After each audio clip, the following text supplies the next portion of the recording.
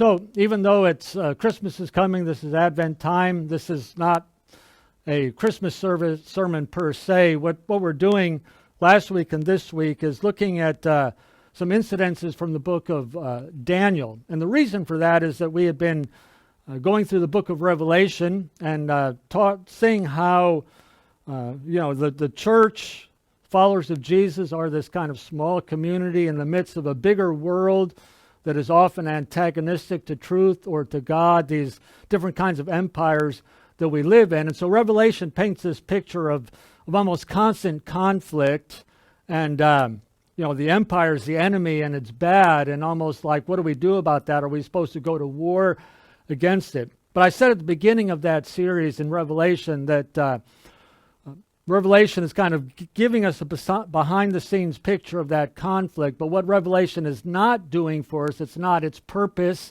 in the Bible to give us, specifically, concretely, how do we live in empire. And so if someone took the book of Revelation and thought, it's a book about revolution and we need to revolt against the government because it's evil, that's missing the point.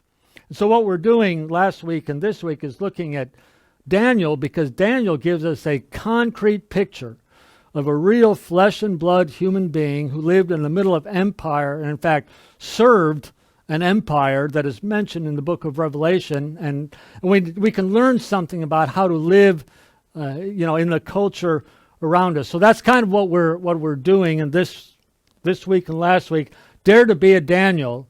And I think we can learn some lessons from Daniel as we kind of negotiate in the worlds that we live in, whether it's where we work or it's the university that we attend.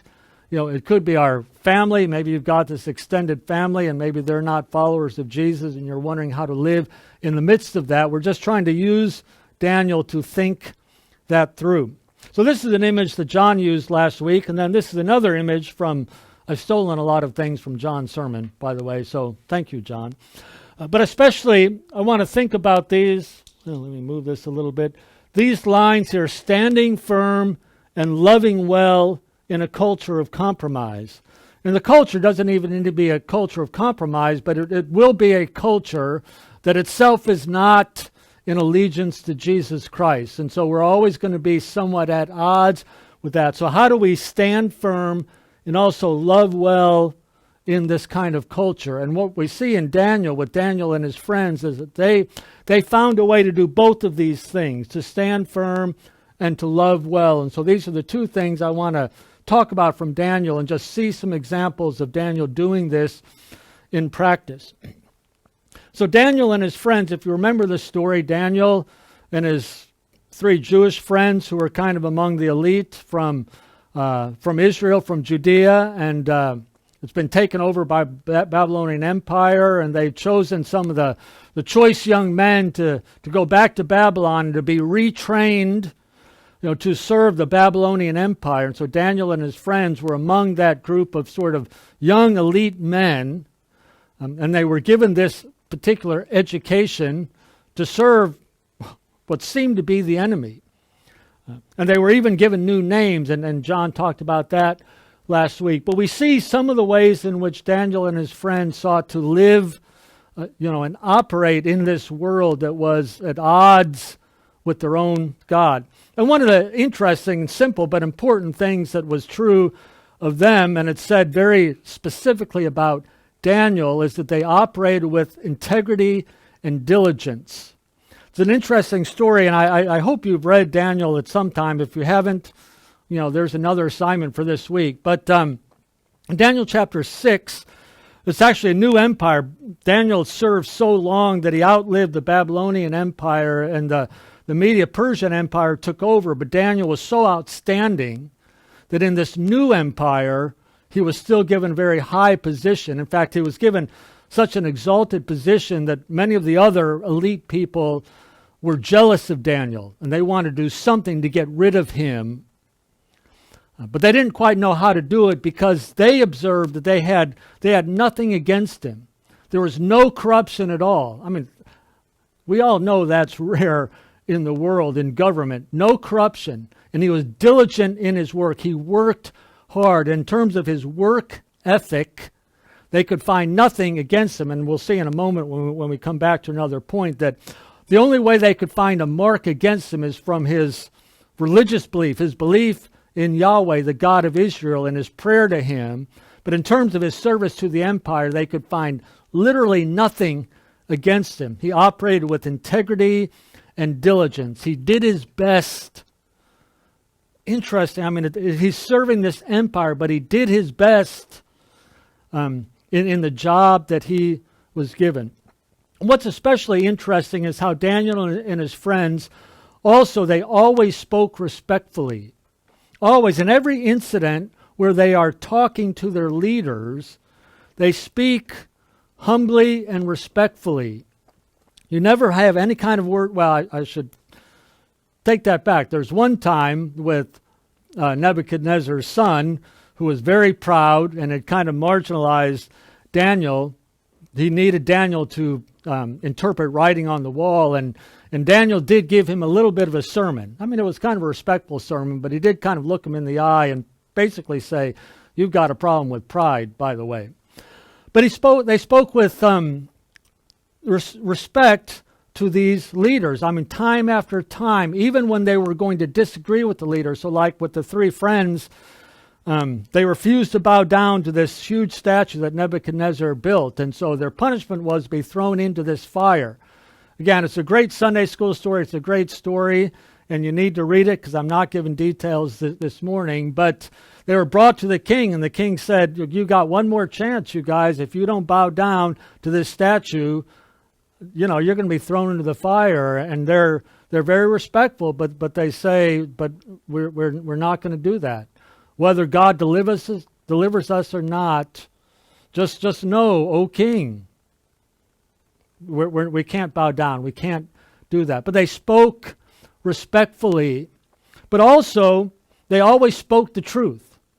So that doesn't mean they backed down from speaking the truth. Another interesting incident with Daniel is that Nebuchadnezzar has this dream, and he's troubled by it. And so he, of course, because Daniel's got this reputation now to interpret dreams, and he tells Daniel the dream, and Daniel knows what the dream is about. It's about how God is going to humble Nebuchadnezzar. And in the story, for like 7 years, Nebuchadnezzar is going to lose his mind and basically be living out in the wilderness. And this is punishment for pride. And so Daniel understands that's what this dream means. And Daniel doesn't want to tell Nebuchadnezzar that. But Nebuchadnezzar says, "It's okay, Daniel, tell me, what is the meaning?" And so Daniel does.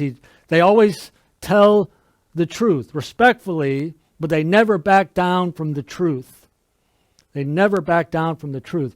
It's interesting that you see these two things in the life of Paul in the book of Acts, and we're probably going to eventually get to that in coming months when we go through Luke and then the book of Acts. And Paul in the Roman Empire, the other big empire that we see in the book of Revelation.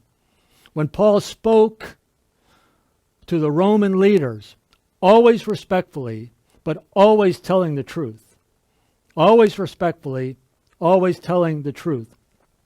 So Daniel and his friends were faithful witnesses. They never compromised the truth, but they spoke it in a way that made it commendable to people. And so, again, especially with Daniel, it's amazing that as the new empire came in, they still wanted Daniel. That they knew there's something different about him.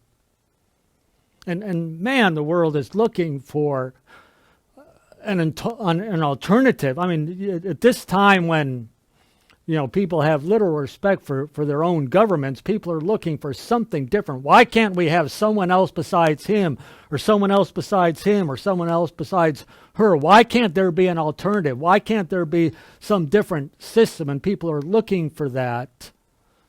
And God's people have provided that, and Daniel provided that in his world. So Daniel and his friends provided what I like to call an altar cultural community. It's not a phrase that you maybe have heard often, altar cultural. I've used it in the past. More often people think of the phrase counterculture. And you can, if you try to find images, I tried to find a good image that had altar culture, and you can't find many good ones. You can find lots for counterculture because people think about being countercultural. The problem with thinking being countercultural, it puts Christians sometimes in this kind of mindset that we always have to be antagonistic. We have to look for a fight. We have to look for some way where people or the government or a boss or whatever is doing something wrong, and we have to take this stand of being counter to it and in conflict with it. And of course, sometimes that's necessary, but not always, and I don't think it's healthy to always be thinking of counter and conflict. I think it's better to think of being an alternative, something that's different, that again might put us in a countercultural stance, but mainly just an alternative that people see and think, what's up with those guys? They're just different. There's something about them that is appealing. How does that work for them? I kind of wish more things operated like that group of people. They were an alternative to everything else around them. At a time when people were looking for an alternative, here they were, and God had provided that. And so this is how they were loving well. They loved well by being an alternative, by providing something different. They served the interests of the king, but with integrity, with diligence, and with truth. They were people who loved well in their empire, not by caving into the empire, not by being yes people, but by providing an alternative. But then how did they manage this? How did they manage to stand firm in this world when there was, Daniel lived a long time.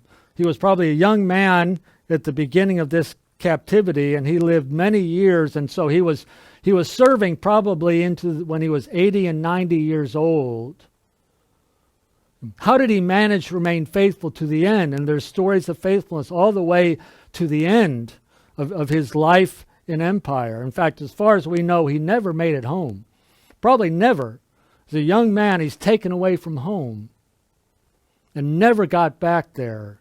How did he manage to stand firm? How did he manage this centered life? How did he manage this faithful witness? So what were the anchors that Daniel had that allowed him to survive and even thrive in the midst of this empire? And one of them is some personal disciplines. Especially what's explicit in the book of Daniel is disciplines of prayer and disciplines of the word. For instance, in chapter 2, there's the story of Nebuchadnezzar had this dream, kind of this first dream, and he called all his wise men, to give me the interpretation. By the way, also tell me the dream and the interpretation. And none of them could do it. And they're like, King, what are you asking? No one has ever asked for the dream and the interpretation. Tell us the dream. We can make up an interpretation. They didn't say that to him, of course, but that's what the king is thinking. Oh, you guys are a bunch of, fakes. If you can't tell me the dream, you can't tell me the interpretation, and he's going to kill them all. So, this is an evil empire. Nebuchadnezzar was not a nice man. Kill all these wise men, Daniel included. But Daniel says, wait, give me time. And Daniel went to his three friends and said, pray. We need to pray that God will give the dream and the interpretation. And God answered prayer. And so Daniel went to Nebuchadnezzar and said, I have the interpretation. But it spoke very honestly. Daniel said, no man can do this. No human can do this. Only God can do this. So Daniel is saying it's not me. I'm not a special character. I'm not more wise than other people. It's God who's revealed this to me. But it came through Daniel and his friends praying. Then back to Daniel chapter 6, that incident where the other leaders are jealous. They want to get rid of Daniel, and so they get the new king, to kind of sign a decree that for 1 week no one is supposed to pray to any other god. And they do that because they can't find anything else against Daniel. In his work ethic, it's perfect.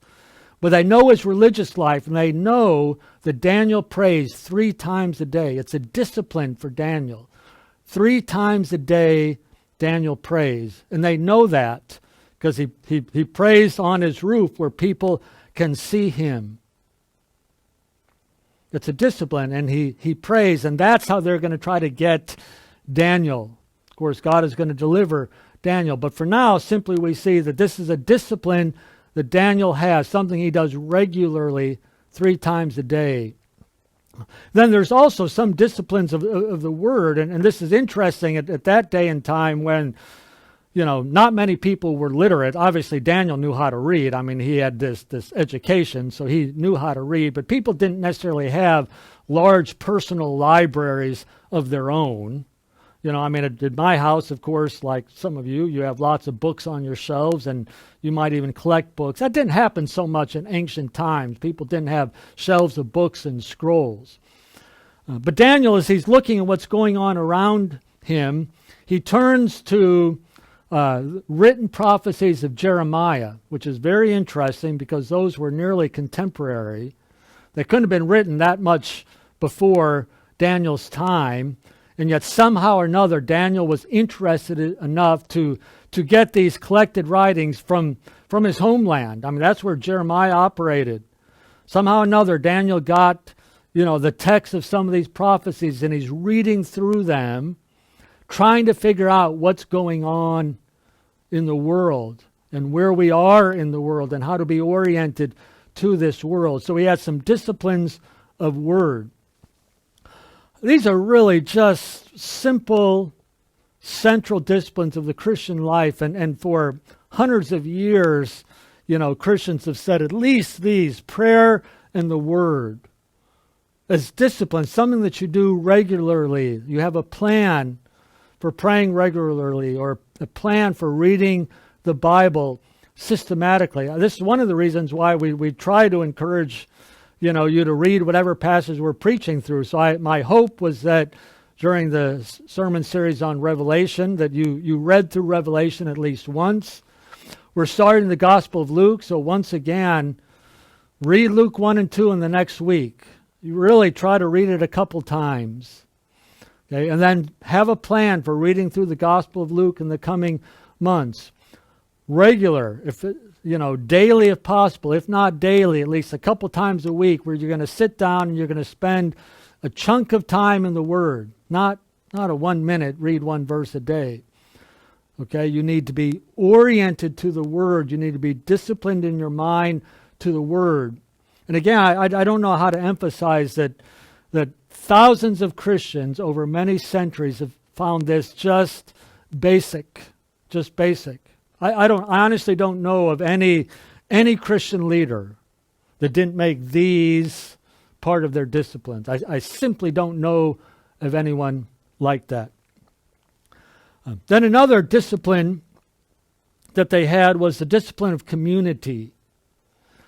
Again, chapter 1, they determined they're not going to eat the king's food. They're not going to be identified with the king's food. There's nothing necessarily wrong with the meat and the wine, but the text emphasizes it was the king's table. It was the king's table.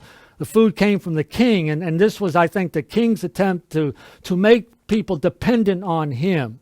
So they're like, he wants them to think, I really want that choice food and wine. We're going to get good meat and wine, and so they become dependent on the king, and they look to the king for their life. And Daniel and his friends together as a community determined we're not going to do that. And then in chapter 2, like I mentioned a moment ago, when the lives of all the kind of magicians and wise men were threatened, what did Daniel do? He went to his 3 friends and said, we need to pray. What's really interesting to me with what's going on in Daniel is they're separated from their homeland, and they're separated from the temple. In fact, the temple by now is destroyed or will be destroyed shortly. And so all of their normal religious life is gone. Probably Daniel and his friends, as elite people, very probably in Jerusalem. They went to the temple regularly. They had their nice, regular, in a sense, comfortable church service that they could attend. And now it's gone. I mean, it's gone. What was kind of handed to them, a temple service that was handed to them, it's gone. But they don't give up on community. And I think about this time where, I mean, here we are. You're at home and we're in this studio recording this service, and this is not normal. This is not normal church service. This is not ideal.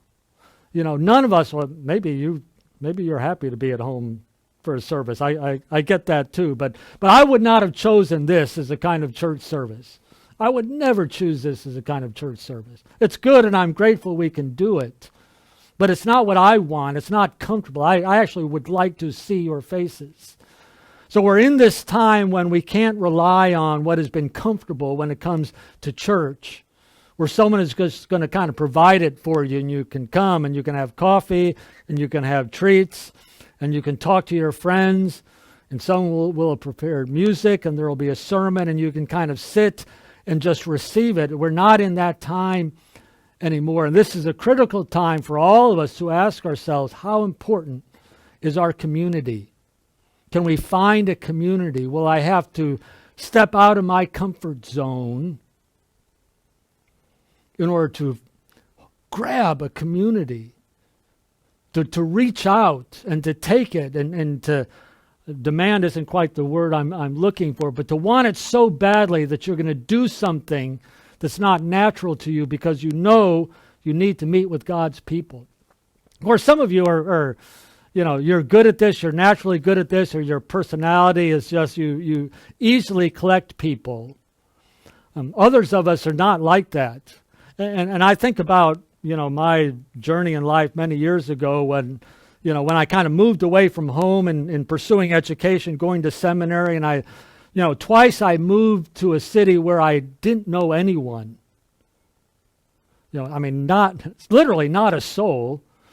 And I thought I need a community. And back then you didn't check things on your phone. You had the Yellow Pages, a phone book, and you could find churches. And I looked for churches, and that sounds like an interesting church.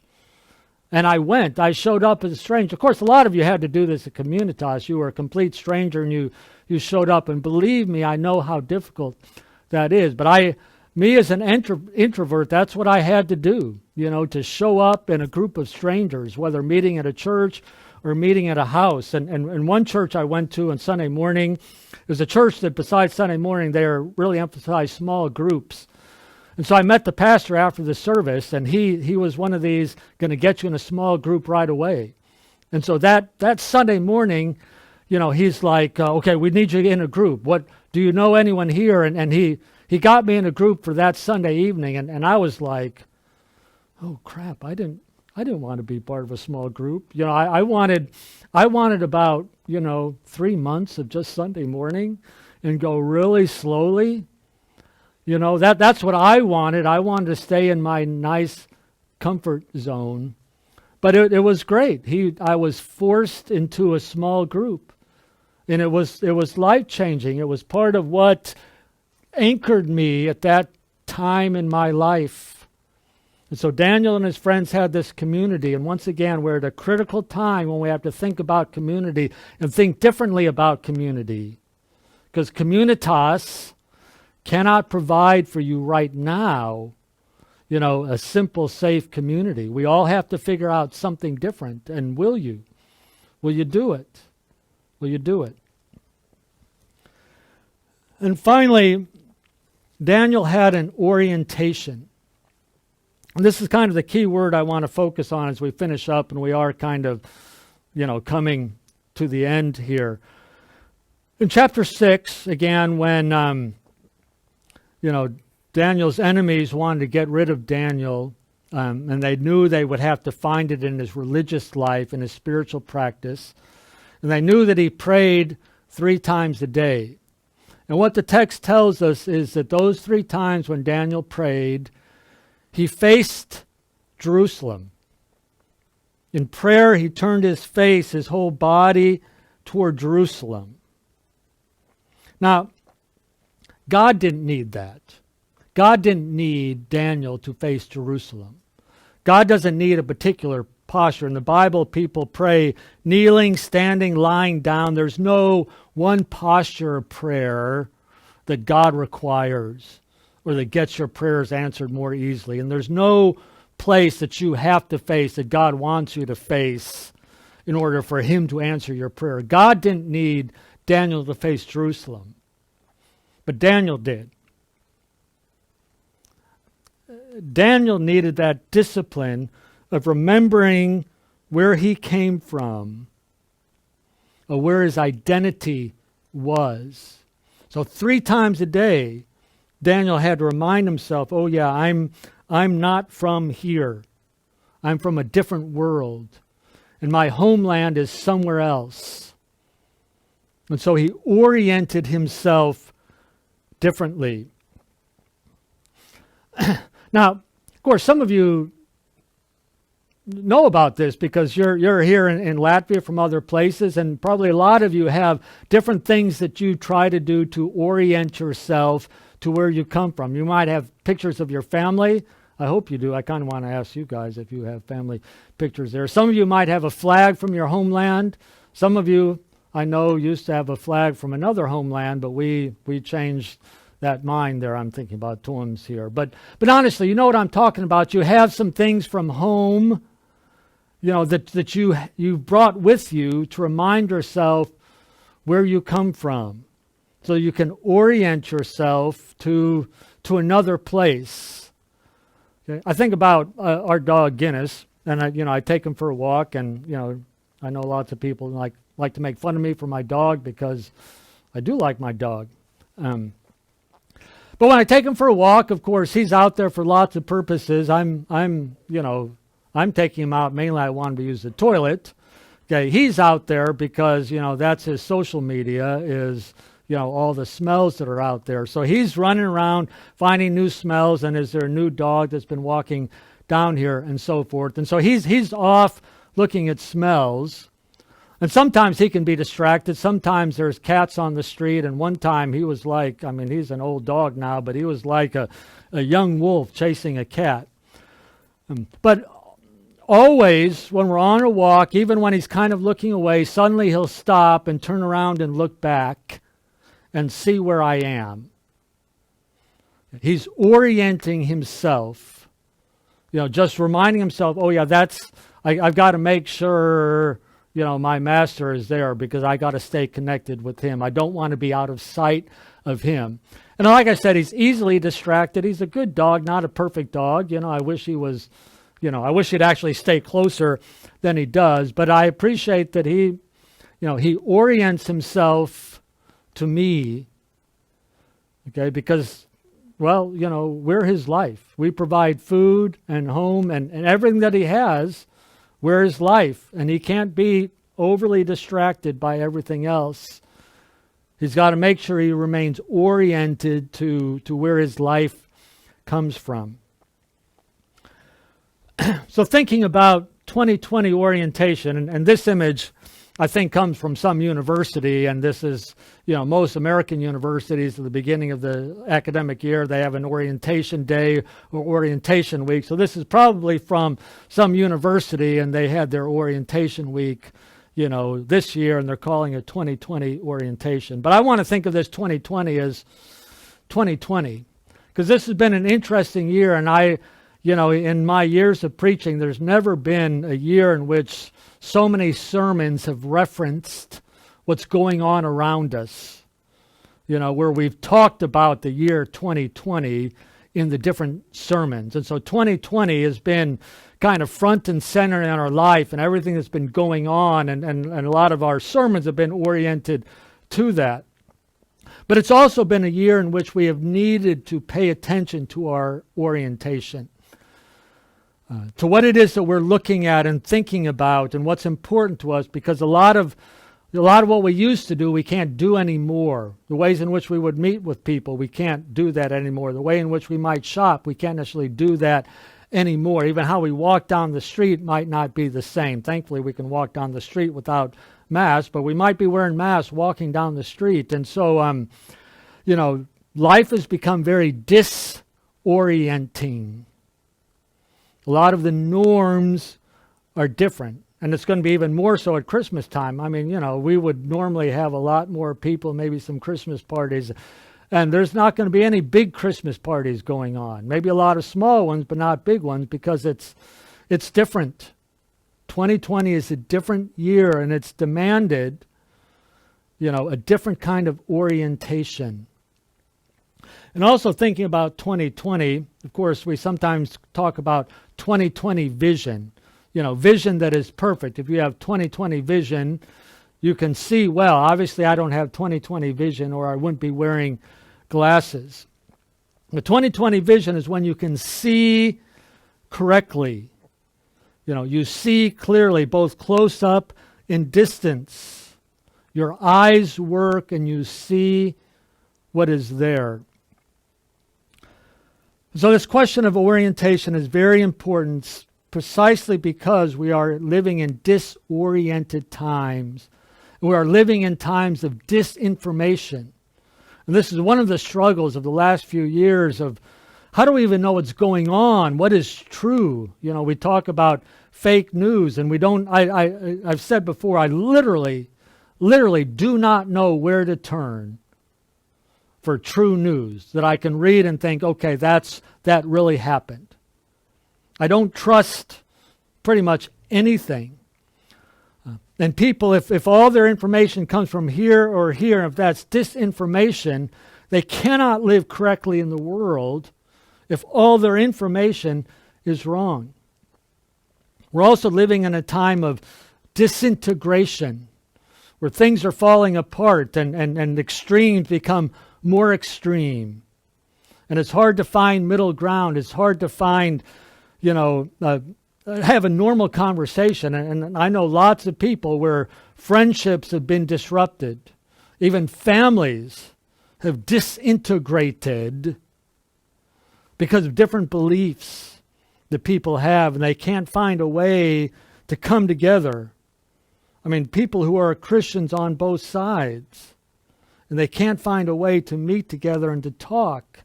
I mean, this is a world in which we live, and where our orientation, what it is that we're really focusing on, becomes very, very important.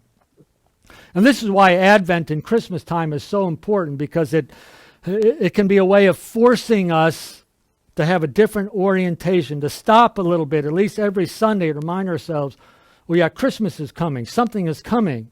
And I'm preparing myself for something is coming. This isn't just another Sunday. It's not just another week, but Christmas is coming when we think about Jesus. And that forces us to orient ourselves a little bit differently. I mean, this morning I had to remember, not just bring the projector and my computer, but I need to try to remember to bring this Advent candle. It forced me to think differently this morning, to plan differently this morning. I even planned differently last night, so I would remember this, because I'm prone to forgetting that kind of thing.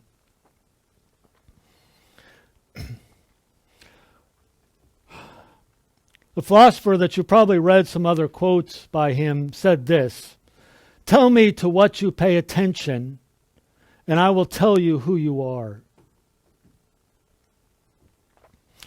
Daniel and his friends maintained their identity. They remained who they were over many decades, living in a very different world because of what they paid attention to. They had disciplines to pay attention to God, and they had disciplines to remain oriented to their homeland, the real world that gave them their identity. Tell me to what you pay attention, I will tell you who you are. So if you tell me what you look at all week, what you read, that's going to tell people something about who you are. Because what you pay attention to is forming you. It's forming you mentally and emotionally and spiritually. Everything that we do is spiritual formation. So pay attention to what you pay attention to. This is a good time to do that, to ask ourselves, here at the end of 2020, the end of a very weird year, why has this year been like it has been? Why have I related to this year like I have? How have I survived, and have I? Have I done well this year? If it's been a hard year, if I've struggled, why? What is it that I've been paying attention to that has maybe caused disorientation this year? And what do I need to change to pay attention to things a little bit differently? There's lots of different things we need to pay attention to. We need to know what's going on in the world. We need to prepare for work or do your studies at university. You've got to pay attention to those things.